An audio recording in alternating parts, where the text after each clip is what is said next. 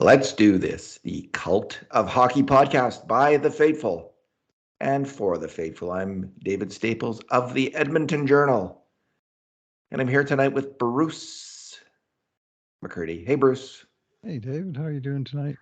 Excellent. And how are you? I'm pretty well. I'm still awake and sort of enjoying the in sort of a low-key way, Edmonton Oilers' sixth consecutive victory, tying the season high, and in fact tying the franchise high for the last 20 years. I think it was 00-01 the last time Oilers had a win streak as long as 7 games. It's kind of surprising when you realize that includes all of the every game has a winner era of the NHL, otherwise known as the shootout era. So you don't have any ties to pollute your potential winning streaks. You have a chance to win your ties. So anyway, it's nice to get to 6. Be nicer to get to 7 on Saturday afternoon, but let's enjoy this one. And I'm enjoying it in the way that, the old saying, never critique a win.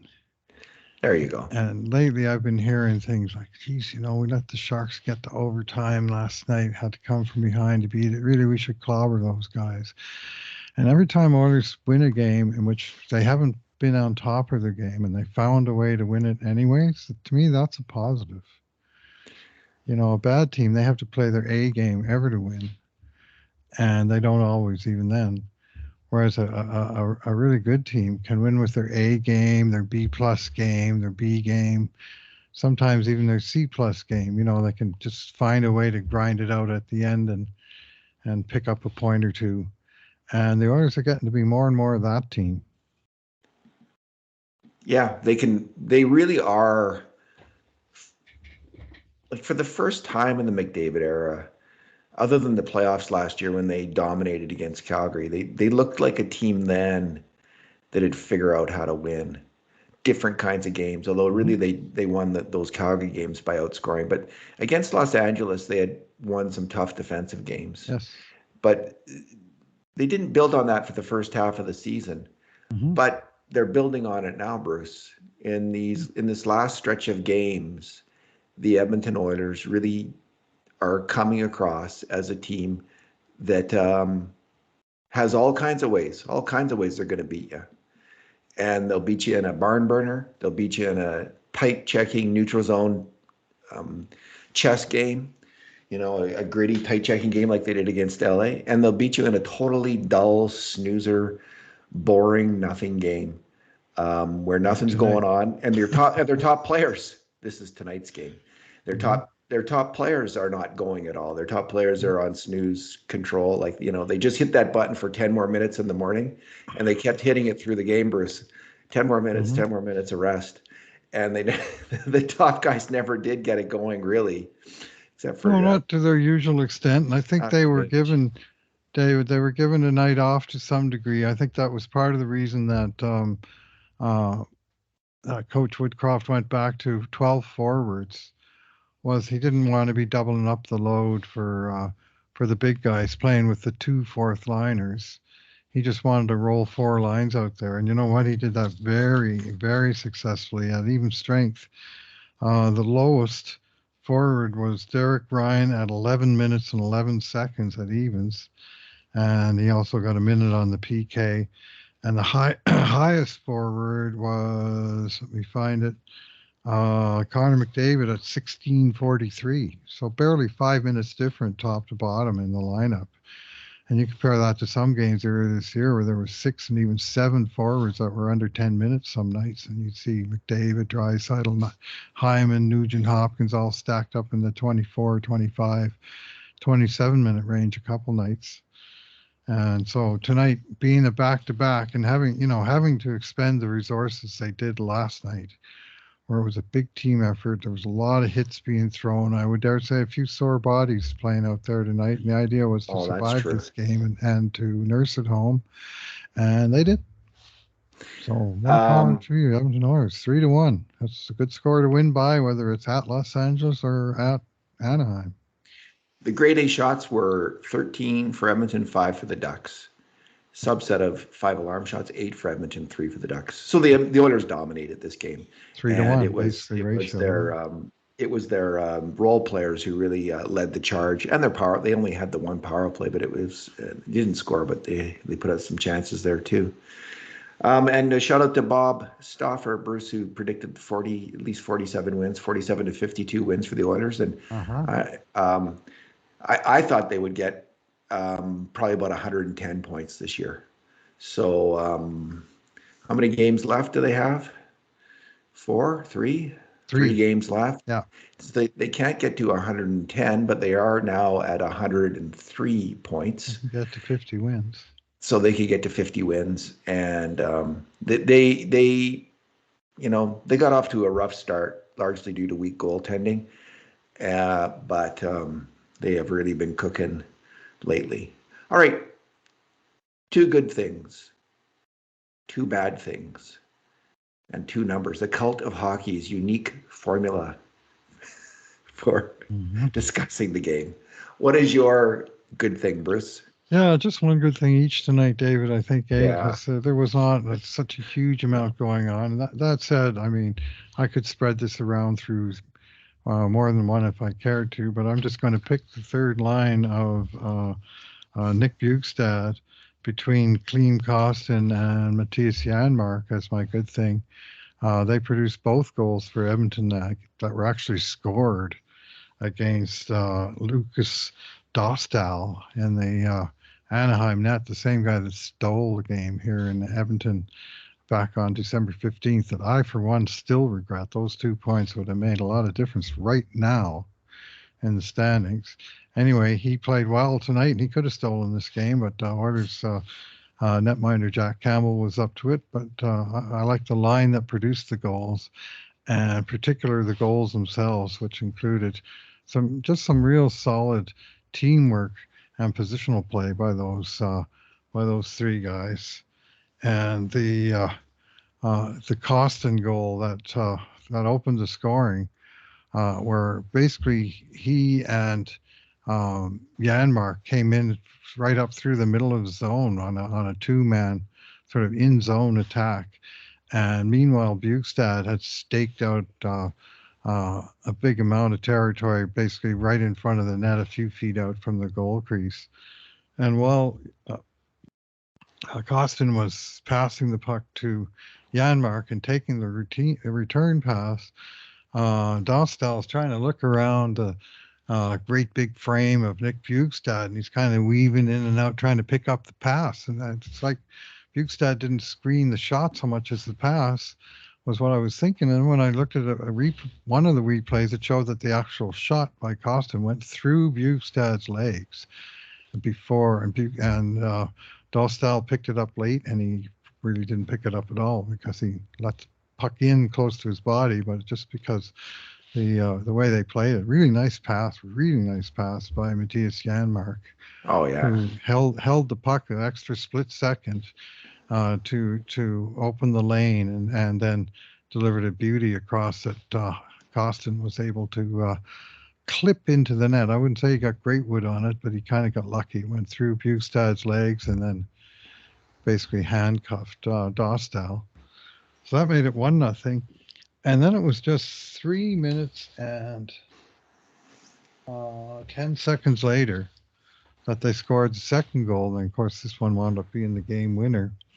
And Robbie Brown made an astute point on Ched on the post-game show I was just listening to, and he talked about how often on some teams, the depth players in the bottom 6, there's no way they would ever get 2 shifts that close together. You might sit on the bench for 8 or 9 minutes before you get your next shift, but they really were rotating the lines tonight, and this was a time where it paid off. And this time it was Nick Bjugstad with the finishing touch on a pass that came out of the corner from Kostin. Nice pass, decent shot, not any kind of rocket, but again, he handcuffed Dostal in close to his body.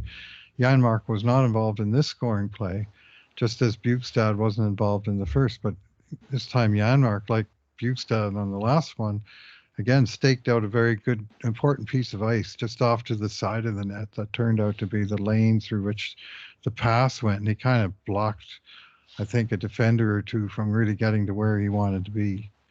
And so even though he didn't get a point, he got rated on our system for winning a battle there. And Bukestad on the first goal, he didn't get a point, but he got rated by our system for the screen. So each of those scoring plays, which netted the three players 4 points in all, 2 for Kostin, 1 for the others. But we rated all 3 on both. And it was just some really solid plays there. And for Klim Kostin playing in his 100th NHL game to score a goal, assist, and earn first star honors. Pretty nice way to do it. Way to go, Klim. It's nice to see a big game from him. He's been quiet for a while, and you'd like to think Oilers would want to get him going in the playoffs. Last night he was good. He played a hard game, and tonight he finally got rewarded on the score sheet again. Bukestad's screen on that first goal. I mean, he's quite the guy in front of that. Who was that big Arizona center who used to be in front of the net all the time when Tippett was coaching that team? Yeah, Martin Hansel. Oh, Martin Hansel. Yeah, that was another. I think he was 6'7" or 6'6". Yeah, he was right up there and had this huge long reach and reasonable soft hands, like he wasn't a speedster, but he could make plays. Yeah. And that kind of describes Bukestad, I think. Yeah, the total eclipse of the sun screen. And Kostin on both those goals. He just now and then, he reminds me in some ways a lot of Kassian, because in his prime, Kassian was very similar to this. Just now and then he would just flash incredible skill. Play. Yeah, just really could make a fine offensive play, and it wasn't that often, but it was enough that it was extremely tantalizing, because a player that big and that aggressive could also have some skill. And of course, in the end, that's what earned Kassian a promotion to the top line and a 4-year contract for $3.2 million that many other fans regretted the day it was signed, as I recall. But anyway, Kostin is a similar kind of player to Kassian. And those kind of players, when they're in their at $750,000, that's a player that helps you. Yeah, but and when those players when they're in their prime, they can be very valuable to a team. And we'll see in the playoffs, especially. I mean, there was the one playoff year, 2017. Kassian was a dominant player for the Oilers, especially against the San Jose Sharks, and Kostin could become a similar kind of folk hero. And, he is cheap right now, Bruce. We'll see what happens after the playoffs. I mean, whatever you think you're going to sign any of these older players for right now who have contracts coming up, it all changes in the next month, maybe 2 months, maybe 3 months. After the Oilers win the cup, those guys become, they get cachet around the league, and, you wind up seeing things happen like Barclay Goodrow signing for 6x5 with New York Rangers, or Blake Coleman signing for similar down in Calgary. Yes. And, even though they're and at $5 million, those guys are tough to cover off the value, whereas at 800,000 or even 1.2, or, they're gold, because they outperform that value in a depth role. And that's what Kostin is sort of doing for the Oilers. Like, ask me again after the playoffs how much he outperformed. But you can ask me right now if it's a valid contract, and I'm going to say yes, $750,000. Oh yeah, he's already done that. I mean, he provided a huge boost to the Oilers when they needed it. He was one of the first things. Like right now, everything's going right. Every arrow's up on the Oilers, every single one of them. It's hard to think of one thing that's not going right. But when he came in, when Kostin first broke in with the Oilers, everything was going wrong. Much was going wrong. There was the top guys, Hyman, Nugent-Hopkins, McDavid, and Draisaitl. They were going right. But just about everything else on that team at that point was going wrong. And then this Kostin guy comes on and things start to change. So that was a big moment for the team. Yeah, he's already obviously earned his pay this year, and he could, be an extreme value player depending on how he does in the playoffs.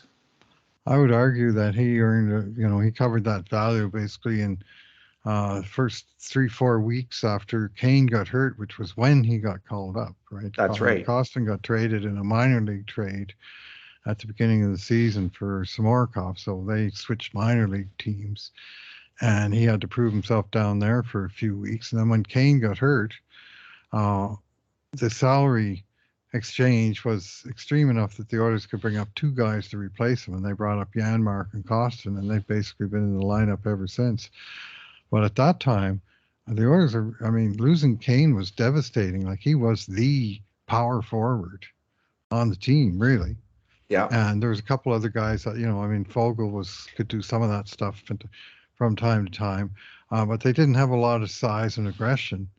And Costin brought both those things, 6'3", 215, and he could be a mean son of a gun on some nights and tough on others.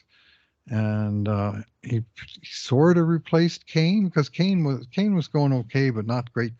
And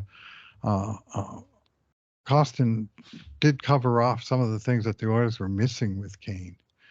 And some of us, when we saw that injury, thought that's going to be a long 3 months before Kane gets back.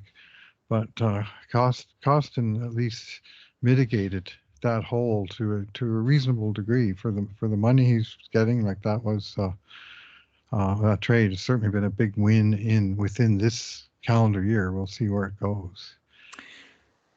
Bruce, my good thing is Ryan Nugent-Hopkins.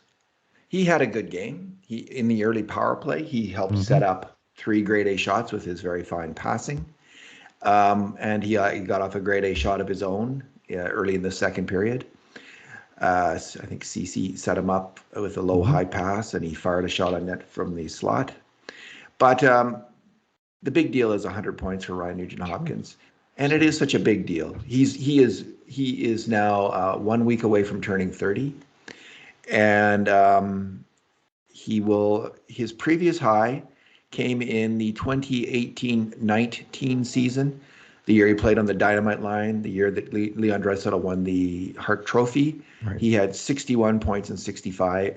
Excuse me, I'm getting this wrong. 29-20 is the year of the dynamite line. His previous high was the year before that, when in 81 games, he had 69 points. He had a better points per game in the year of the dynamite line, 61 points in 65 games, but he's never broken 70 points before.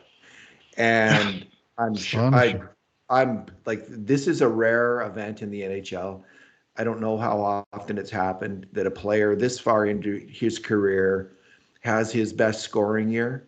It's not often, and but it has been absolutely fantastic thing for all of us, all Oiler fans, all Nugent-Hopkins fans, to behold. Such a skilled, classy player, such a fine passer, a player who's stuck with Edmonton through thick and thin, who's been with his team in terms of seasons pretty much as long as anyone now, other than I guess Kevin Lowe maybe was with the Oilers longer. 15 seasons, parts of 15 seasons. Yeah. For Kevin Lowe, and so far 12 for RNH. So far. Yeah. Anyway, Bruce, it's like the best news. I saw someone was rating the value contracts of the top 100 point scorers in the league, maybe. Yeah, and Nugent-Hopkins and Hyman were in the top 10. Not surprising, given their they're relatively modest by star standard contracts. What is Nuge, 5.1 million a year, and Hyman 5.5 million a year? Yes. So, and it's just such good news for that both of them are playing so well this season, because they're signed up long term. Like, these guys are Oilers. We're going to be rooting for them for many years to come. And while Nuge had 50 points last year, Bruce, for instance, in 63 games, he had 50 points, and this year he's doubled that to 100. And he has become such a fantastic player on the power play. He's not quite at the level of deadliness as McDavid or Draisaitl, but he's just a hair below them on the power play, because his passing is so fantastic. And he is, I think, the first option when Bouchard's got the puck now at the point. Yeah. Yeah, he He was before. Clefbaum used him the same way, and so did Barry. first And option is put him over to Nuge. yeah, yeah, and then get set for Nuge to pull a guy out of position, make a blind pass back right on the defenseman's stick so he can feed McDavid or Draisaitl over on the other side with space and time. Yeah, And and now that's been sort of Nuge. a standard opening gambit. Yeah, and now Nuge has that shot too, so he can do the back pass, or if the angle's there, he can take the shot. He can pull it down, put it down to Hyman near the net, or he can fade over to the he can move it to Hyman or to McDavid, and then fade to the high slot where I get the pass, and then he can either shoot or set up Draisaitl. Like Yeah, this many is options, many options yes, too many options for them to cover, for which is the other why this guys. power Yeah, play is so for the other guys to cover, which yeah, is why this, even though uh-huh. it's very fairly set things that are going to happen, there's so many permutations and combinations off that set, off Hmm. the basic set Yeah. play, that they just can't cover them all, because these guys can execute at such a high level with their passing, and he is a high in terms of his passing. His passing on the power play is as strong as any of their passing, and that's saying a lot considering he's playing with Leon Draisaitl. Hmm. Yeah, well, he's getting more decisive. I'm seeing, I think, burgeoning confidence in this player. Like he's almost swaggering out there. He's just raised his level of, like, he thinks he's going to win the battle, and he often does win the battle. He's not taking any crap from anyone. And sort of most games lately, you see him going at it with one guy or two guys battling at some point during the game, and he's always giving it back just as good as he's getting it. He's not getting ever pushed around. And we're seeing more snap decisions, snap passes, and especially snap shots. One time, he had another beauty tonight. One time shot, it was on and off his stick in a flash. And that used to be one of the reasons he never scored 30 goals before, was he always had to sort of catch and release. Dusted the Um, puck, yeah. yeah, didn't even dust it, but he would stop it, look, and shoot. And it was just, that extra time. And now he's not stopping to look because he figured out where the net is. So was it Rock Richard says the net hasn't moved in 50 years, should know where it is. And one of those great ancients anyway. And anyway, he's got and just such decisiveness in his game, and that's not just in the offensive zone, but it really stands out there. He's become very, very good inside of his own blue line. I've noticed lately especially on the PK, but also just general defensive situations. He's calm with the puck, but he moves it quick, but he doesn't panic with it. That's a nice combination. Yeah, and a lot of people really admire him, and like he's the favorite player of many Hmm. people, including my wife. She's a huge Nugent-Hopkins fan. She just loves the way Nuge plays, as she calls him, Nugie Woogie Boogie. I've got a 93 blue sitting in my own closet. David, I should have worn it for this podcast. Didn't think of it. Because, yeah, 100 it's a massive milestone. So totally unexpected, for this guy. I would have been happy to see him get to 80. And, 100 is just, wow. Well, even in his career, Bruce, like as a junior hockey player in his draft year when he was drafted here in the 106. first overall pick, he had 106 points in Hmm. 69 games. It's not Yeah, impossible that he's going to equal that total that'd 106 be this year. something. That would be very nice. I don't think that'll be 2 points a game for the rest. But anyway, Bruce, what Hmm. is your bad thing, Amundo? Yeah, I'm going to have to go with Brett Kulak's play on the one goal against. And Brett, he had a pretty active game tonight, and he did some good things. But in the third period, it seemed like he suddenly decided he was playing right defense, and of course, he's the left defenseman on the duo. And he had a couple of issues with that. Like one time, his partner Desharnais had the puck, and nobody was moving, so uh, Kulak decided. I think he was getting bored with the game, possibly. I know I was, and He decides to go bursting out of his left defense situation, go up to the right wing boards by the bench and try and get a breakout pass from Vinny. And when Vinny passes up in that general direction, he can't handle it or get a piece of it and winds up going for icing, and they get a chance off. It's just a small thing, but then on the goal, he went over to the right side, so he's on his wrong side on the stick. And the guy comes in to sort of close him off, and he tries to do the spinorama backhand off the boards because he's on the wrong boards, and he just completely whiffs the puck, and it just goes off his stick. I thought first it must have hit the ref, but no, can't blame the ref for that one. He just fumbled it away. And then in the recovery on the play, uh, trying to go back and uncross with Desharnais, and then at the last minute he decided he was going to try and block out Desharnais' man, and that kind of left Vinny in no man's land. Like the guy, he should have been taken out. Kulak preemptively took that guy, and all of that confusion left Troy Terry plenty of time to unleash his deadly shot into the top corner of the net and put it away. And just a momentary lapse by Kulak, but momentary lapses are all it takes in this league for the number to change on the big scoreboard in an unfavorable way as it did there. Yeah, that was not a good play. Yeah, screening the goalie, like giving it, like he lost the battle. That happens, defenseman. That happens, and you also screen the goalie. Defensemen screen the goalie sometimes. It's a tough position. It is a very tough position to play, but he didn't look good on that play at all. He did redeem himself a little bit later when he held the puck in at the blue line, whipped a shot on net, and Yamamoto got a really nice tip on net. So that was good to see because he had been fairly solid otherwise. But yeah, that was one drove up the right side on that play too. Yeah, that was one rancid play by Brett Kulak. Bruce, I was having a hard time coming up with my bad thing. Since I stole my one. Bad thing I'm gonna just say how long it's taken Jack Campbell to find his game. He looks like he's found it. That was the most assured he's looked to me. Even in the other game, the shutout game, I thought he was still struggling with his rebound control and had caused a lot of his own grief in that game, at least on a couple situations with fairly iffy rebounds. There was one early in the game, in this game as well. But I just thought he looked confident. He looked assured. He looked like a goalie who might be worth a big long-term contract.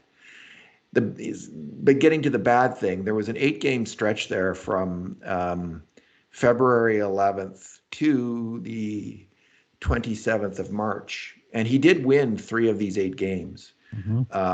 But his save percentage in those 8 games was .859. Yeah. Come back, Jonas Gustafsson, all is forgiven. Oh my goodness. I mean, that is so bad. That was such a bad streak, and I don't want to be focusing on it because. No, he's through it. He looks like he's through it. He does look like he's through it. Like he had the shutout game, and I think that was huge. Yeah. And then tonight's game, he did let in the 1 goal, but he was totally screened on it. But he looked better than he looked better in this game than he looked in the shutout game, just in terms of his body language, his confidence, his handling of the puck, his decisions. How many bad rebounds did we score on him tonight, David? Any? No. And there was 4 in that last game. Well, that's right, in the shutout. Yeah. So yeah, he that's been one of the big issues. There's been a number of big issues, if I'm completely honest. But he looked good. He looked like someone. Oh, yeah, maybe he looks like someone who's going to play at least 1 more game this year, maybe 2. And he looks like someone who may have turned a corner and may be ready to help the Oilers win a playoff game or 2, which is exceedingly good news because that's why they signed Jack Campbell to a 5-year deal at $5 million a year, to be their number 1 goalie, to come up and play well in games like he has done for 5 years between the NHL and the AHL fairly consistently. He's been a good goalie, and he was a good goalie tonight. So I'm glad the bad stretch appears to be over and Jack Campbell may be back. Another arrow. I'm Yeah. a little bit more confident saying that there's an arrow up here now after tonight's game. Said to my wife just when they were doing the goalie introductions before the puck drop, I said, this is a huge game for Jack. If he can build on that last game, then that's a real positive sign. If he comes out and has another 4 goal against game and doesn't look good, then it makes it look like a one-off. But he'd won the 2 starts before that. I think both 5-4. But then he won that shutout. 2-0. No, 6-0. He got the 6-0 win. My bad. And then tonight they only got 2 goals of support for him, and he made that stand up for a win. So good on you. He didn't have to be great, but boy, he did have to be solid, and he was. Bruce, what is your number? Well, my number is, essentially it's 1 or 0. It's also kind of 4, but this is the number of times all year that Edmonton Oilers have held the other team to 1 or 0 goals. We have game number 7 against St. Louis, 3-1 win. Game number 36, that was the next one after Christmas when they beat Calgary 2-1. Then there was January 13th early in their streak, and I think this was DeHarnay's second game, just at the point they were turning their season around, 7-1 at San Jose. And then 3 weeks ago, 4-1 against Dallas Stars. And in the first 75 games, that was it. 4 games out of the 75 where they held their opponents under 2 goals. Okay, since then, four games. 2-0 over LA, 6-0 over Anaheim, 3-1 over LA, 3-1 over Anaheim. 2 goals against in 4 games, and 4 in a row where they held the other team to 1 or less. After doing that just 4 times out of 79, or 75, it's just a complete sea change in the defensive results. And some of it might be a little mirage because just 2 opponents and neither one of them are noted for being big goal scorers. But fact is that the Oilers were able to keep those teams down and almost off the board. And in 3 of the 4 cases, the Oilers scored only 2 goals against the opposing goaltender, and they won all 3 of those games because they were able to keep them to 1 or 0. Yeah, it's a very welcome turn of events because it was worrying. Even as they've been winning, and they've just had been leaking in the goals, and a lot of it was goaltending. We just alluded to the save percentage of a certain somebody, but it looks like it's turning around. Bruce, my number has to do with Klim Kostin. And just when I brought up the fact that his scoring is likely unsustainable as even strength scoring, because he has a fairly high even strength point scoring rate at this point of the year. He is now, after the 2 even strength points tonight, he ranks 89th overall for all NHL forwards, regular forwards. That's 400 plus even strength minutes. 89th, which makes him a top line forward when it comes to which he definitely even strength isn't. point scoring, which he definitely isn't, but 2.13 points per 60. So here's who the 2 players just ahead of, or tied. Here are the players just ahead of him: Elias Lindholm and Kyle Connor. Just behind him, Jonathan Huberdeau and Ryan Nugent-Hopkins. This is even strength scoring. Wow. So I'm guessing Kostin doesn't have 50 points on the power play like Nuge does. He does not. Although if you put him in front of the net, he might have a few more. He's not a terrible player. Anyway, he's getting it done. He's getting it done. And just as I, said, unsustainable, which do I think he'll have 2.1 points per 60 at even strength next season? If he had 1.4 or 1.3 points per 60 next season at even strength, would I be surprised? I would not be surprised. Nonetheless, he really does, again, like we mentioned earlier, flash this skill, and the plays he made tonight were fantastic. They were high skill plays that he was able to execute. So he's an interesting player. And if he can figure out how to be consistent and keep building on the game that he's bringing right now, which is the key to him, for him, is consistency, building on it, figuring out how to train correctly, eat correctly, do everything correctly, so you can be consistent in this kind of performance. He could be a very interesting NHL player for a number of years here. So, very effective one. Good for Klim Kostin. Yep. Nice trade by Ken Holland too. Indeed. So I don't know. Are you allowed to say that, Bruce? I say it, and I went to bat for Darnell Nurse today on AM radio, and I took some heat for that. Not supposed to do that apparently. So I'll ask you this question, David. If this was some other universe where the same players came up for contract, but it's just at a different season at the different time, and if Darnell Nurse had signed his 8-year extension at $7 million a year, and Ryan Nugent signed his 8-year contract at $7 million a year, would everybody be happier? I think yes. Because the expectations of Nurse wouldn't be quite so off the charts as they are, that people expect perfection. And yet, for some reason, I hear like 100 notes of criticism about the Nurse contract, or every one whisper I ever hear about what a great deal that the Oilers got with RNH, who's way outperforming his $5 million contract. And between them, those two contracts that they both signed, like summer of 2022, a few weeks apart, for $14 million for what those two players is providing, I don't think that's bad value. It's just a weird distribution of it. That's a good point. That is a good point. And the Hyman contract obviously is a super solid contract. I think Cody Cece's contract, and Cody Cece's playing strong again. Like he apparently he was injured, and that was part of the issue that we saw this year with him. He's playing really solid hockey again. There's a number. I mean, the Draisaitl contract, which was Chiarelli's work, was obviously a brilliant contract at this point. The McDavid contract from the day it was signed was excellent because he didn't get the league maximum, which he could have. Anyway, this is the modern world, Bruce, where we all know how much the players make, where they are rated against their cap hit.